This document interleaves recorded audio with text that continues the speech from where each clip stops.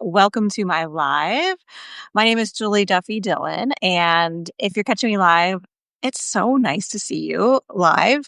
And if you're catching the replay, well, hello. My name is Julie Duffy Dillon, like I said, and I'm a registered dietitian and also PCOS expert. I'm author of the book Find Your Food Voice, and I am here because I want to help those of you who have been diagnosed with PCOS and were unfortunately misled about some key points about living with this condition.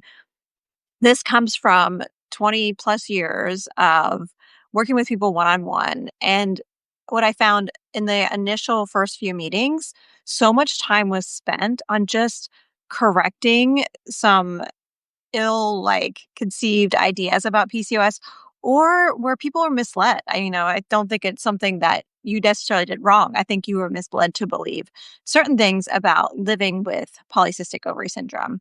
And so I hope this is helpful. I hope it saves you lots of time and helps you to I don't know, feel like a more hopeful future about how to manage this condition. So, the first thing that I wish you were told is that you didn't cause your PCOS. And while I know some doctors don't explicitly say, oh, well, you ate the wrong thing or you gained too much weight, there are still so many people who walk out of that diagnosis appointment and feel like they are to blame because of their body size or food choices or the way that they move their body. And what we know to be true is that you did not cause it. This is a condition that is passed down through families. And a lot of people will say to me, well, I don't know anyone else in my family that has PCOS. Well, you may have to be a little creative in trying to connect the dots because surprise, not a lot of people talk about ovaries and fertility and anything womanly, especially a generation or two ago. And also, PCOS was kind of discovered 100 years ago, but it isn't something that doctors had been really trained to help figure out it was going on until more recently. So there could be many people in your family who have it and just never were diagnosed. Most people are never diagnosed with PCOS, even though they have it. And also, if they were diagnosed, they may not have spoken about it. So the way you can kind of connect the dots is through a few key areas. One is through fertility. Now, PCOS is not just a reproductive condition, but it is the thing that most people kind of talk about. So if you have this super maternal, nurturing aunt who would obviously make an amazing mother, but never had children, sometimes you can kind of clue together some pieces that way. Or you may have known, oh yeah, my a few of my aunts were not able to have kids. They just weren't able to have children. That may be a clue in that there was some PCOS. Another way to clue in is if there are many people in your family with type 2 diabetes. There are some links and genetic connections with type 2 diabetes and PCOS. You may have heard or you may have been diagnosed with type 2 diabetes, living with PCOS, they are something that are linked. So, yeah, if you have a family history of infertility or if you have a family history of type 2 diabetes, that may be the way you can kind of see it in your family tree. Now, this is only anecdotal, but for most people that I talk to one on one, they can link it onto their father's side more than their mother's side, which is really interesting because most of the research I've seen shows the opposite, but whatever, that's just something to keep in mind in case you only look at your mom's side and you're like, oh, I don't see anyone there. Look over on the other side too. Okay, so with that all being said, there's going to be times when you have PCOS and maybe are having lots of intense symptoms or you're feeling dismissed at the doctor where you will feel like you caused this on yourself. And I want you to remind yourself over and over and over again. You may need to tell yourself every year, many times, you did not cause your PCOS. It's not your fault. Okay, let's move on to number two. So, number two is another big important one, and I kind of feel like I need to hold your hand when I tell you this. This is a hard one, but I also think there's freedom that comes after feeling the grief with it. I appreciate that many of you were led to believe that PCOS just showed up when your cycles started. And so they'll go away when you stop cycling in menopause. And what we know to be true with PCOS is that it is a lifelong condition. This is where I had many people get real mad at me in session, but I'm like, "I just wanna tell you the truth." And so for you too, I you deserve to hear the truth, even the hard parts, right? You get to h you have the ability to handle all this because knowing the truth is so, so important. And what we know with PCOS is that you were born with it and you will die with it. It is something that is considered a chronic condition, and this is the part that I think this is why I really want you to know this truth. You will be preyed upon with PCOS. Again, we've known about this condition for 100 years, and we have 0 FDA approved medications for it.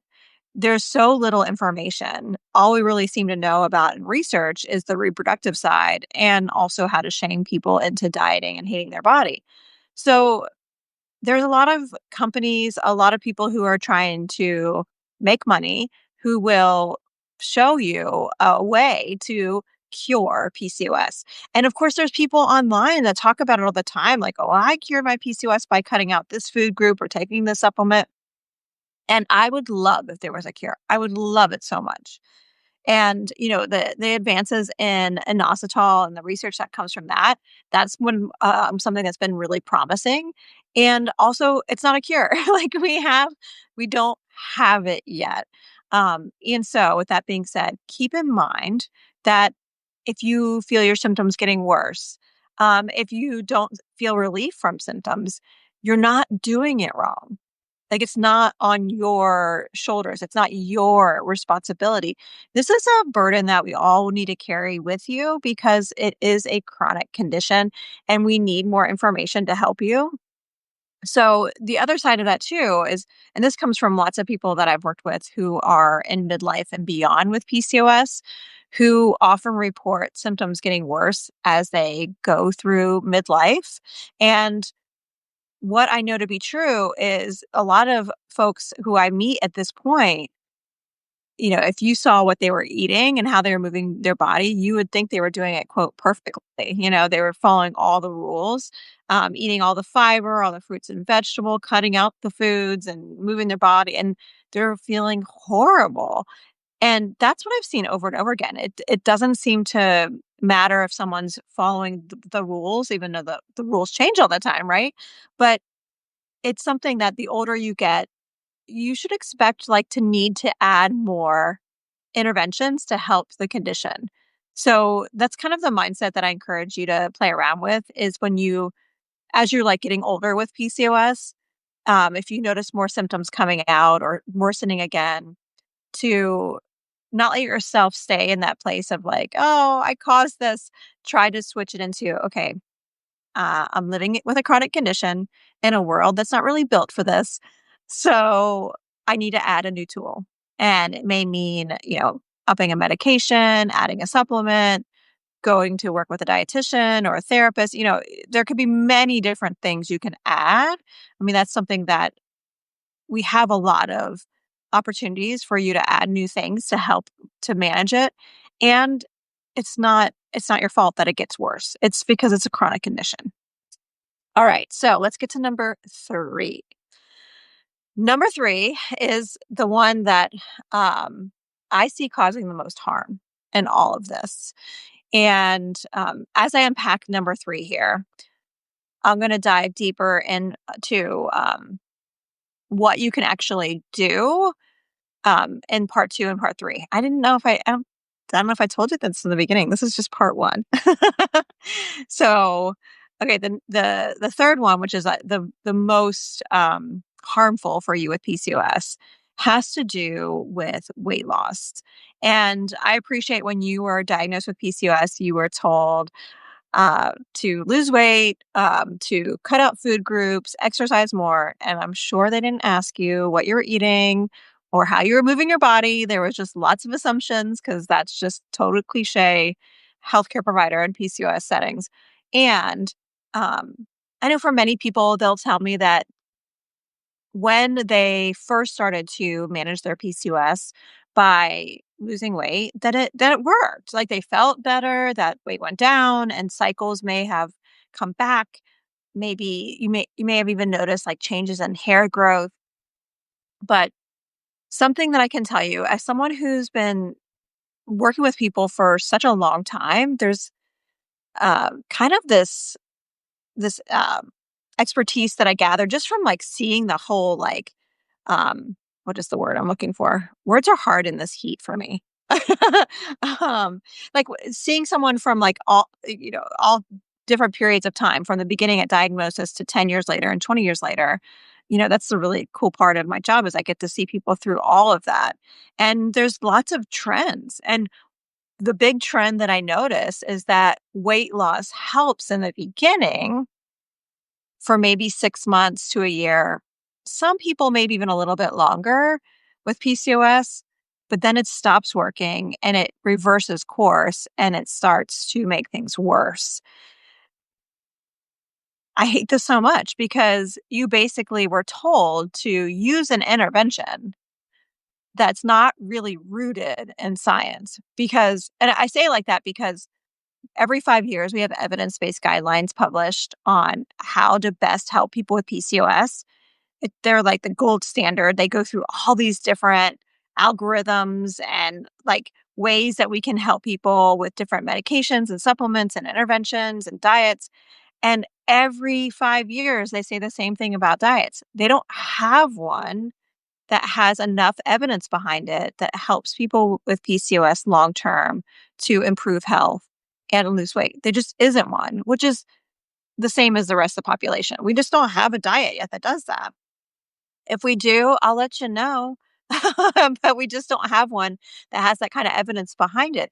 And until then, it's just what we know. Like the diets that we do have access to, when a person does them long term, it has two consequences. It causes more inflammation and it causes higher insulin levels. And what I have found is those are the two things that make symptoms worse with PCOS. If you have painful fatigue with your PCOS, that's from high inflammation. If you have intense carb cravings, irregular cycles, if you have migraines, sleep issues, those are from high insulin levels. And insulin and inflammation, when they're high, they kind of work together to make both worse. And they also make androgens higher as well. So the one intervention you were like told, like this is the thing that's going to help, that's the very thing that's going to make it worse in the end. And I wish you were told in the beginning how to avoid weight cycling, how to avoid dieting. And something that I've been able to see now a few times is working with people as adults with PCOS who were pushed down that path. And then they have children who end up getting diagnosed with PCOS too. And because of their own repair work, their own work, finding their food voice, they are like, okay, my kid just got diagnosed with PCOS. What do I do? What's my intervention? And so we've been able to teach people who are newly diagnosed how to avoid dieting, how to avoid weight cycling, how to make sure you're eating enough, what to add, what supplements to look out for. And oh my gosh, like I'm excited to see how that trajectory lasts. Like, because for so many of you, I know like being pushed to diet for so long and going on and off diets, it's just kept you really stuck. And so it's been really great to see people who have been able to then kind of stop the progression, like stop passing it on to the next generation and help the next generation to experience PCOS without that first kind of traumatic insult to their relationship with food. So, when I go through part two, I'm going to talk more about things you can do. And I'm excited for you to hear that one because we'll have more kind of concrete tools to help you to build a new kind of arsenal to help your PCOS. But so much of PCOS, I think, is also just appreciating that this is not something you caused. This is something that's lifelong.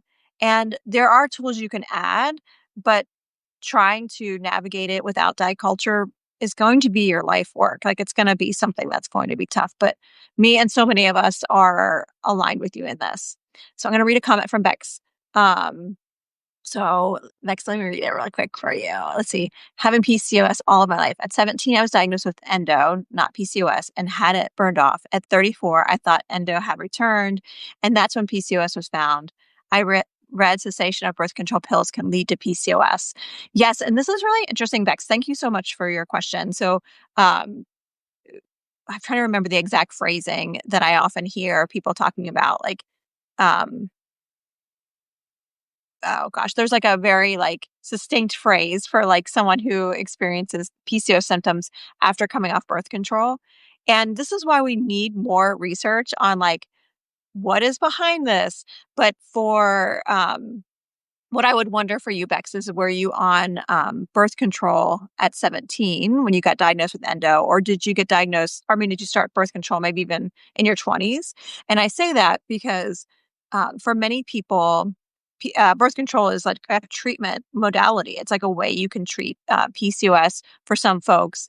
Now, not everyone agrees with using it, but one of the reasons why people will often have symptoms of PCOS after coming off the pill is because the pill will make androgens a lot lower. It'll normalize androgens like testosterone. And so for many people, that's like behind their PCOS symptoms. And when androgens are lowered, insulin also gets lowered too. So, okay. So Beck said that started birth control at 15 because of the painful, long, heavy periods and menstrual migraines. Oh my gosh, I get menstrual migraines too. Solidarity. So, so yeah, what I would imagine, because you can't get diagnosed with PCOS at 15. A person really is not supposed to get diagnosed with PCOS until they've had their period or their cycles for 5-ish years or more. And there's some people where we're like, yeah, we're pretty sure you have PCOS, but it's just hard to pinpoint exactly if someone has it or not in adolescence. And hopefully that'll change with different diagnostic criteria that are getting tested right now. So for you, Bex, I wonder if at 15, starting birth control, if it just kept you from ever experiencing the consequences of higher androgens. And what ends up happening for a lot of people, whether they know they have PCOS or not, when they come off the pill, is that symptoms are really bad about 3 to 6 months after coming off. I've seen variety in there, but that's the typical that I've seen. And so, knowing that information, if someone knows they have PCOS and they're coming off the pill for whatever reason, I always encourage folks to like work on certain areas, like add the tools. I teach a lot about certain supplements and adding food strategically throughout the day to help with insulin levels.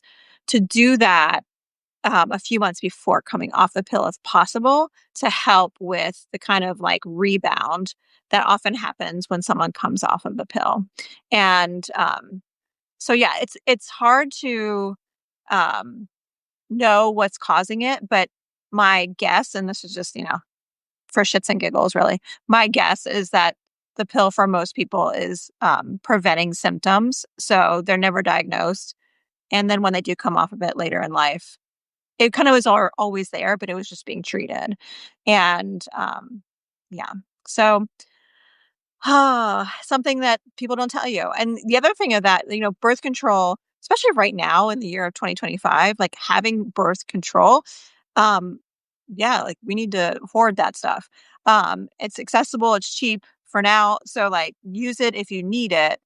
And it also is something that has been connected to higher insulin levels. So someone who's been using birth control for years and years, what researchers are finding is it's correlated with higher insulin.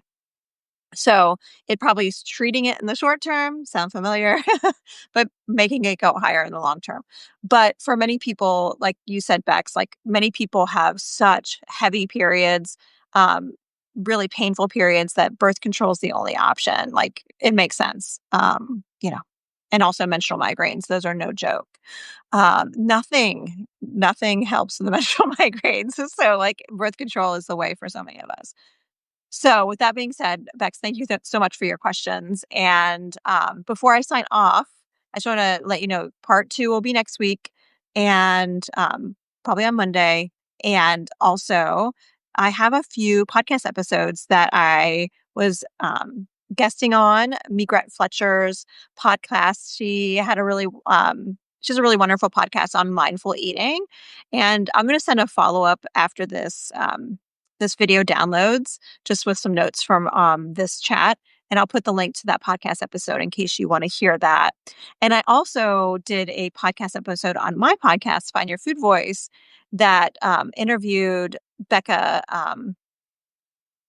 Becca, what's your last name? Oh my gosh, I have Becca King. There you go. I was like, I have the book inside. But Becca King is an ADHD nutritionist. She's also an ADHDer. And we had a chat on PCOS and ADHD. So her book, by the way, I love it so much. And, I have some neurodivergent children, and they're older. They're teens, and one's like a preteen. But looking through the book, one of the things I love about Becca's book is, again, it's written for adults with ADHD, and the book though goes into like how to like take care of yourself with cooking and like meal planning in a way that is just so clear, concrete, and when I read it, I was like, "Oh my gosh, I totally trust this with my children," which is a big deal. Like, I don't trust many books for my kids because, like, I don't know, I'm like, don't want they get so much diet culture in the world, so I'm like, I don't want them to have any access to that at home. And yeah, so I found the book to be really, really great. And Bex, if you get it, let me know what you think. I just found it to be really, really helpful. And, the way that Becca wrote it, because she also experiences ADHD, she she wrote it in a way to be really like user friendly. Like she goes through and talks about different eating styles with ADHD. And if you identify as one or a few of them, then you can just go right to those parts. You don't have to read it from beginning to end. It's just really well done. So, anyway, I'll put links to all of that in the notes after this. And let's see if there's anything else. And then I'm dropping a new podcast episode next week on binge eating with Katie Harvey. It's actually a letter episode, so I'm excited for you to hear that one. But I think that's all for now.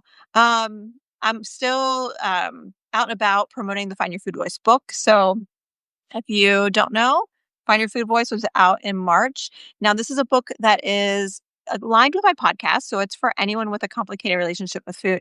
And three of the stories that you hear or read about really in the book are people with PCOS. And I really, really, really want to write a PCOS book. And I'm working on it. So, but for now, this is what I have. And it really weaves in, especially if you do have a complicated history of food because of your PCOS, how to like work through it. So, all right, that is all from me today. Thank you so much. I appreciate you, and I look forward to chat with you next time. Bye for now.